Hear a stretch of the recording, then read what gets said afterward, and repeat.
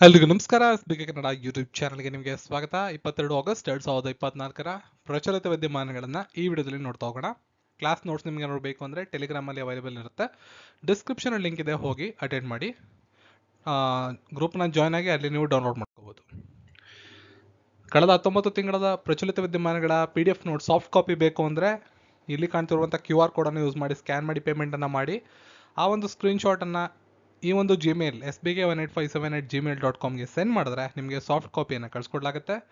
Individual ಆಗಿ ಕೂಡ ನಿಮಗೆ ನೋಟ್ಸ್ ಸಿಗುತ್ತೆ. ಕಳೆದ ವರ್ಷದ್ದು ಈ ವರ್ಷದ ಜುಲೈ ತನಕ ನೋಟ್ಸ್ ಅವೈಲೇಬಲ್ ಇದೆ. ಇವೆಲ್ಲ ಡಿಸ್ಕ್ರಿಪ್ಟಿವ್ ಮಾದರಿಯಲ್ಲಿ ಇರುತ್ತೆ. ವಿವರಣಾತ್ಮಕವಾಗಿ MCQs ಕ್ವಶನ್ಸ್ ಜೊತೆ ಬಹಳ ವಿವರಣಾತ್ಮಕವಾದಂತಹ ಉತ್ತರಗಳನ್ನು ನಿಮಗೆ ನೀಡಲಾಗಿರ್ತದೆ. ಮುಂದೆ ಬರುವ ಎಲ್ಲ ಸ್ಪರ್ಧಾತ್ಮಕ ಪರೀಕ್ಷೆಗೂ ಇದು ಅನುಕೂಲ ಆಗುತ್ತೆ. ಈ ಕೆಳಗಿನ ಯಾರು ಸತತ 2ನೇ ವರ್ಷ ಕೇಂದ್ರೀಯ ಬ್ಯಾಂಕರ್ ಪಟ್ಟಿಯಲ್ಲಿ ಅಗ್ರಸ್ಥಾನವನ್ನ ಪಡೆದಿದ್ದಾರೆ? ಶಕ್ತಿಕಾಂತ್ ದಾಸ್, ರಘುರಾಮ್ ರಾಜನ್, ಸುಧಾಮೂರ್ತಿ, ನಿರ್ಮಲಾ ಸೀತಾರಾಮನ್. ಪ್ರಶ್ನೆಗೆ ಸರಿಯಾದ ಉತ್ತರ ಶಕ್ತಿಕಾಂತ್ ದಾಸ್ ಅವರು. ಭಾರತೀಯ ರಿಸರ್ವ್ ಬ್ಯಾಂಕ್ RBI ಗವರ್ನರ್ ಆಗಿರ್ತಕ್ಕಂಥ ಶಕ್ತಿಕಾಂತ್ ದಾಸ್ ಅವರು ಸತತ 2ನೇ ವರ್ಷ ವಿಶ್ವದ ಅಗ್ರ ಕೇಂದ್ರೀಯ ಬ್ಯಾಂಕರ್ ಆಗಿ ಹೊರಹೊಮ್ಮಿದ್ದಾರೆ ಅಂತ ಅಮೆರಿಕಾದ ಮೂಲದ ಗ್ಲೋಬಲ್ ಫಿನಾನ್ಸ್ ನಿಯತಕಾಲಿಕ ವರದಿ ಮಾಡಿದೆ.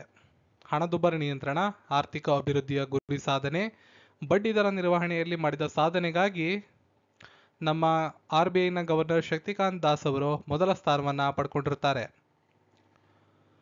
ಸೊ ರಿಸರ್ವ್ ಬ್ಯಾಂಕ್ RBI ಅಂತ ಏನು ಕರಿತೀವಿ, ರಿಸರ್ವ್ ಬ್ಯಾಂಕ್ ಆಫ್ ಇಂಡಿಯಾದ ಪ್ರೆಸೆಂಟ್ ಗವರ್ನರ್ ಯಾರಪ್ಪ ಅಂತ ನಿಮ್ಗೆ ಏನಾದ್ರು ಪ್ರಶ್ನೆನ ಕೇಳಿದ್ರೆ ಶಕ್ತಿಕಾಂತ್ ದಾಸ್ ಅವರೇ ಆಗಿರ್ತಾರೆ. ಇದು ನಿಮಗೆ ಗೊತ್ತಿರಬೇಕಾಗತ್ತೆ. ನೆಕ್ಸ್ಟ್, ಇತ್ತೀಚೆಗೆ ವಿಶ್ವದ ಅತ್ಯಂತ ಹಿರಿಯ ವ್ಯಕ್ತಿಯಾದ ಮರಿಯಾ ಅವರ ನಿಧನವಾಯಿತು. ಮೂಲತಃ ಅವರು ಯಾವ ದೇಶದವರು? ಅಮೆರಿಕ, ದಕ್ಷಿಣ ಆಫ್ರಿಕಾ, ಭಾರತ, ನೇಪಾಳ. ಸೊ ಪ್ರಶ್ನೆಗೆ ಸರಿಯಾದ ಉತ್ತರ ಅಮೆರಿಕ. ಜಗತ್ತಿನ ಅತ್ಯಂತ ಹಿರಿಯ ವ್ಯಕ್ತಿ ಎನ್ನಲಾಗಿದ್ದ ಅಮೆರಿಕ ಮೂಲದ ಸ್ಪೇನ್ ದೇಶದ ನಿವಾಸಿ ಮಹಿಳೆ ಮರಿಯಾ ಬ್ರಾನೆಸ್ 117 ವರ್ಷ ಅವರಿಗೆ ಮಂಗಳವಾರ ನಿಧನರಾಗಿದ್ದಾರೆ ಅಂತ ಅವರ ಕುಟುಂಬಗಳ ಮೂಲಗಳು ತಿಳಿಸಿವೆ. ಮರಿಯಾ ಬ್ರಾನೆಸ್ ನಮ್ಮನ್ನು ಬಿಟ್ಟು ಅಗಲಿದ್ದಾರೆ ಅಂತ ಅವರು ಮಾಹಿತಿಯನ್ನು ಹಂಚಿಕೊಂಡಿರ್ತಾರೆ. ಮರಿಯಾ ಅವರು 1907ರ ಮಾರ್ಚ್ 4ರಂದು ಸ್ಯಾನ್ ಫ್ರಾನ್ಸಿಸ್ಕೋದಲ್ಲಿ ಜನಿಸಿದ್ರು. ಮರಿಯಾ ಅವರು ತಮ್ಮ 113ನೇ ವಯಸ್ಸಿನಲ್ಲಿ COVID-19 ಸೋಂಕಿಗೆ ಒಳಗಾಗಿದ್ರು ಕೂಡ ಬದುಕುಳಿದಿದ್ರು. ಒಲೋಟ್ನ ಕೆಟಲನ್ ಟೌನ್ನ ನರ್ಸಿಂಗ್ ಹೋಮ್ನಲ್ಲಿ ಅವರು ಸಾವಿಗೀಡಾಗಿದ್ದಾರೆ ಅಂತ ಮಾಹಿತಿ ಬಂದಿದೆ. ಸೊ ಇವರು ವಿಶ್ವದ ಅತ್ಯಂತ ಹಿರಿಯ ವ್ಯಕ್ತಿ ಅಂತ ಹೇಳಲಾಗ್ತಾ ಇದೆ. ಇವರಿಗಿಂತಲೂ ಹಿರಿಯರಾಗಿದ್ದ ಫ್ರೆಂಚ್ ನನ್ ಲುಸೈಲ್ ಲಂಡನ್ ಕಳೆದ ವರ್ಷ ನಿಧನರಾಗಿರ್ತಾರೆ. ಹೀಗಾಗಿ ಜಪಾನ್ನ 116 ವರ್ಷದ ಟೊಮಿಕೋ ಇಟುಕಾ ಈಗ ಈ ಪಟ್ಟಿಯಲ್ಲಿ ಅತ್ಯಂತ ಹಿರಿಯ ವ್ಯಕ್ತಿ, ಜಗತ್ತಿನ ಬದುಕಿರುವ ಅತ್ಯಂತ ಹಿರಿಯ ವ್ಯಕ್ತಿ ಆಗಿರ್ತಾರೆ.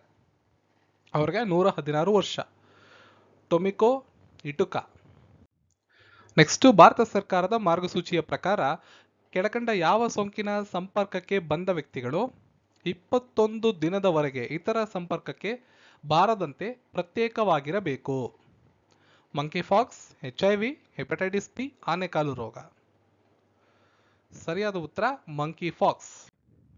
ಡೀಟೇಲ್ ಆಗಿ ನೋಡೋಣ, ಇಂಪಾರ್ಟೆಂಟ್ ಇದು. ಪ್ರಾಣಿಜನ್ಯ ಕಾಯಿಲೆಗಳಲ್ಲಿ ಒಂದಾದ ಮಂಕಿಪಾಕ್ಸ್ ವಿಶ್ವಾದ್ಯಂತ ಹಲವು ದೇಶಗಳಲ್ಲಿ ಕಾಣಿಸಿಕೊಂಡಿದ್ದು WHO ಜುಲೈ 23ರನ್ನ ಜಾಗತಿಕ ಸಾರ್ವಜನಿಕ ಆರೋಗ್ಯ ತುರ್ತು ಪರಿಸ್ಥಿತಿ ಅಂತ ಘೋಷಣೆ ಮಾಡಿದೆ.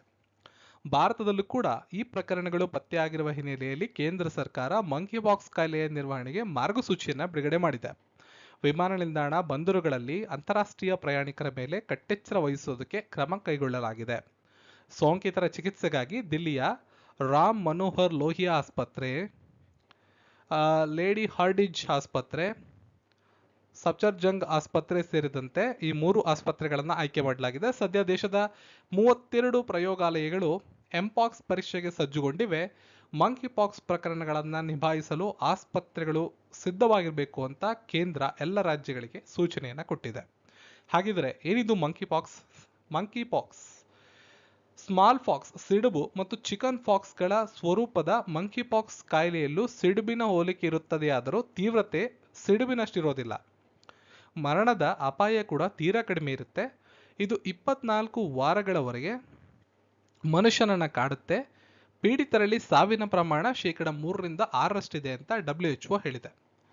ಸೊ ಲಕ್ಷಣಗಳು: ಮಂಕಿಪಾಕ್ಸ್ ಪೀಡಿತರಲ್ಲಿ ಸಿಡುಬು ಪೀಡಿತರಂತೆ ಕಂಡುಬರುವ ಚರ್ಮದ ಮೇಲೆ ದದ್ದುಗಳು, ಊತ ಕಾಣಿಸ್ಕೊಳ್ಳುತ್ತೆ, ಚರ್ಮದ ಮೇಲಿನ ಗುಳ್ಳೆಗಳು ಊದಿಕೊಂಡು ಕೀವು ತುಂಬಿಕೊಳ್ಳುವುದರಿಂದ ನೋವು ಉಲ್ಬಣಗೊಳ್ಳುತ್ತೆ, ಜ್ವರ, ಚಳಿ, ತಲೆನೋವು, ಸ್ನಾಯು ಸೆಳೆತ ಮುಂತಾದ ಸಾಮಾನ್ಯ ಲಕ್ಷಣಗಳನ್ನು ನಾವು ಇಲ್ಲಿ ಕಾಣ್ಬೋದು. ಮೊಟ್ಟ ಮೊದಲ ಹಿನ್ನೆಲೆಯನ್ನು ನೋಡೋದಾದ್ರೆ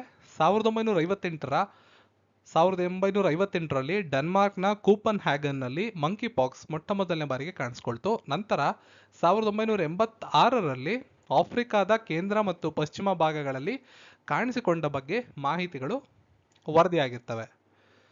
ಸೊ WHO 2022ರ ವರದಿ ಪ್ರಕಾರ 116 ದೇಶಗಳಲ್ಲಿ ಒಟ್ಟು 99,176 ಎಂಪಾಕ್ಸ್ ಪ್ರಕರಣಗಳು ವರದಿಯಾಗಿರ್ತವೆ. ಇದರಲ್ಲಿ 208 ಸಾವು ಸಂಭವಿಸಿರ್ತವೆ.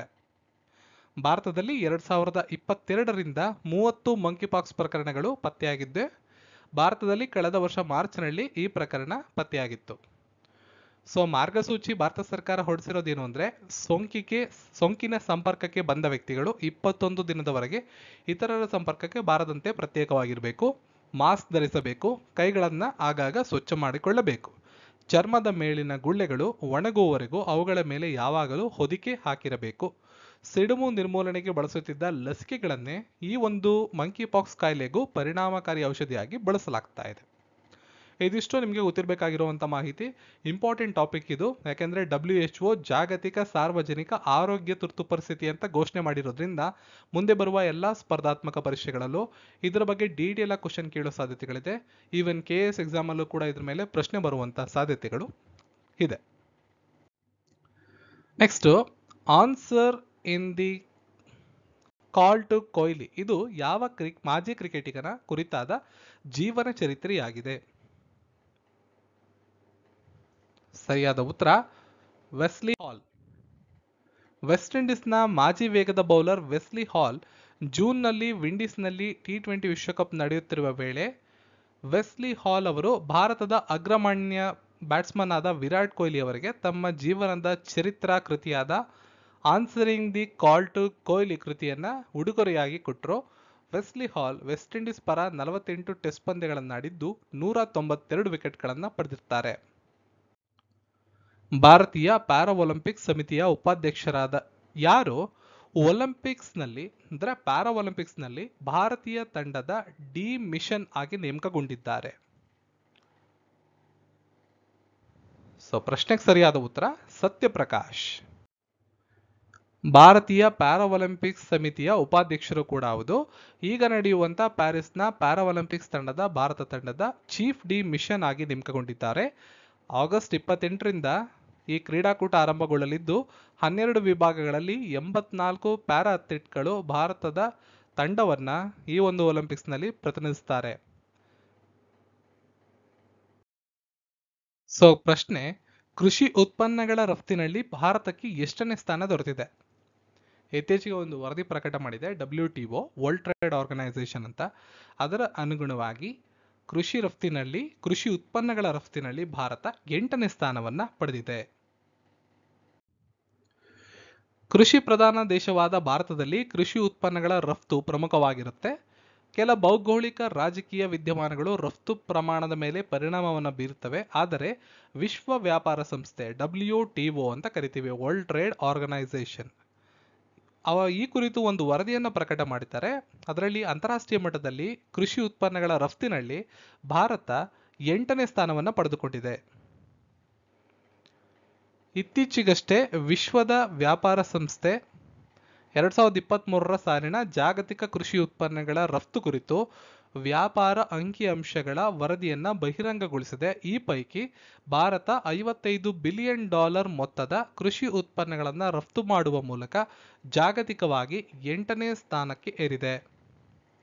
ಟಾಪ್ 10 ದೇಶಗಳನ್ನು ನೋಡೋದಾದ್ರೆ ಯುರೋಪಿಯನ್ ಒಕ್ಕೂಟ, America, Brazil, China, Canada, Mexico, Indonesia, Bharat, Australia, Thailand.